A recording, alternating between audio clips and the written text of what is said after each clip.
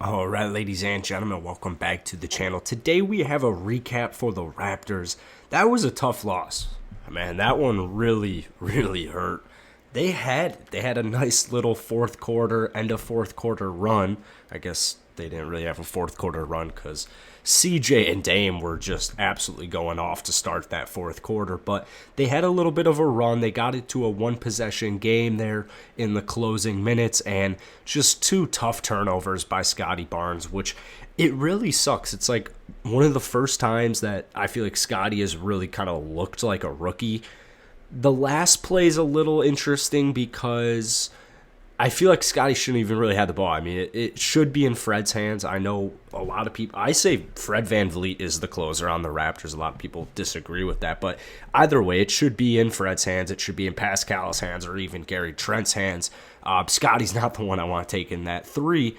But it sucked because he pretty much put him in that position. He was a huge reason that the Raptors were even in that position to begin with. He was a huge reason for that little comeback. So it really sucked. Two tough turnovers for Scotty, but the confidence has still got to be there. It's still got to be there. You're going to go through growing pains. I mean, Nick Nurse talks about it all the time, and it's just something you're going to go through. Scotty Barnes altogether had a very good game, especially the first three quarters. 18 points, 8 rebounds, 2 assists, played 39 minutes. I thought he played a very good game. But before we go any further, if you guys enjoy this video, be sure to hit that like button, hit that sub button. Every like, it really helps it out. Raptor Nation, I appreciate you guys. We're trying to get to 9,000 subs by the end of the month, so really hope we can get there.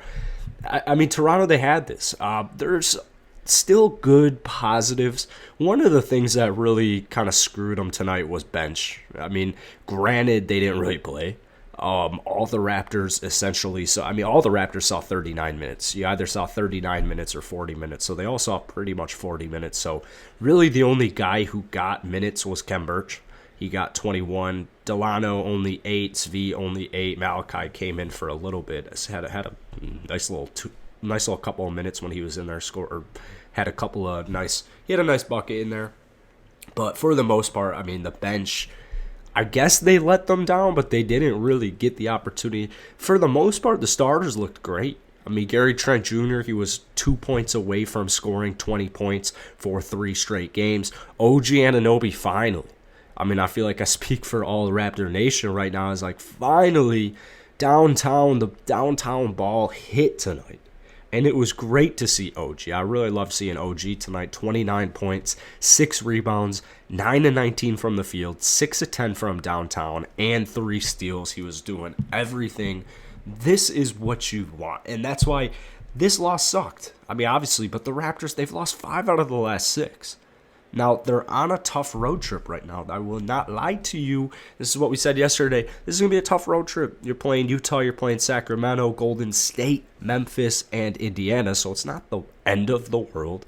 But after that loss to the Detroit Pistons, a very winnable basketball game, Dwayne Casey seems to just turn into like an absolute stud. I mean, he's an absolute stud, granted. But whenever he plays Toronto, I believe he's got a 7-3 record against Toronto.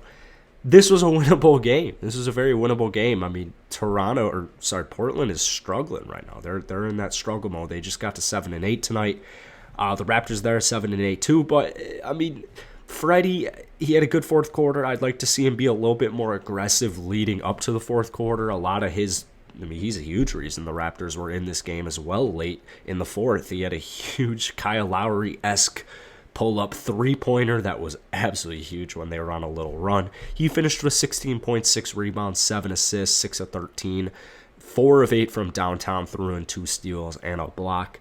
I can't really complain with 16, 6, and 7 and some defensive stats, but definitely if he just was a little bit more aggressive, this game could have ended a little bit differently. Like I said, Gary Trent Jr., he's just red hot right now. 8 of 16 from the field, 18.6 rebounds. He's still continuing to play great defense. He's still getting steals, 2 steals tonight. He's up there in steals per game at the top of the chart. So, shout out Gary Trent Jr. Pascal, ever since he's returned, he's been looking good. 20.6 rebounds, 6 assists, 7 of 15 from the field.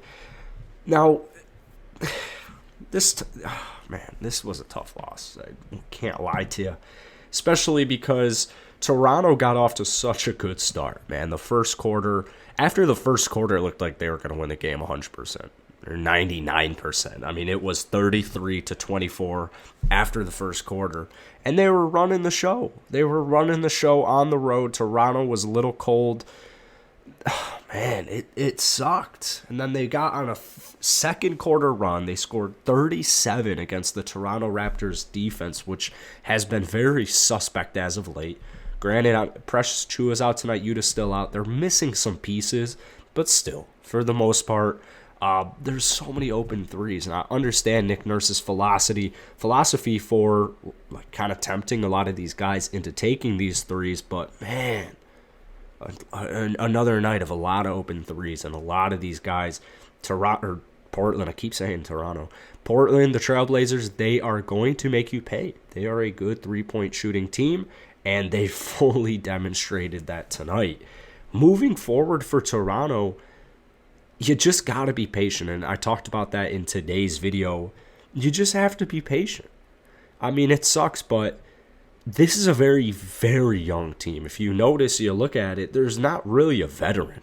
I mean, Goran, I guess, is a veteran, but he doesn't really play much. I mean, he didn't even play tonight. Unless Fred's out, Goran looks like he's picking up DNPs. If this Raptors team had veterans, then we're talking something nice, like something real nice. But that's not the direction they're moving in.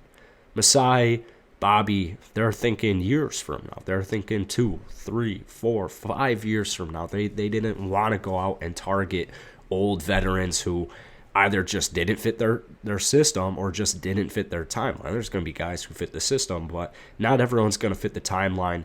And you're going to go through these types of growing pains. It's just what happens when you have such a young team. Scotty Barnes, literally the 4th pick in the draft, is playing 40 minutes a night.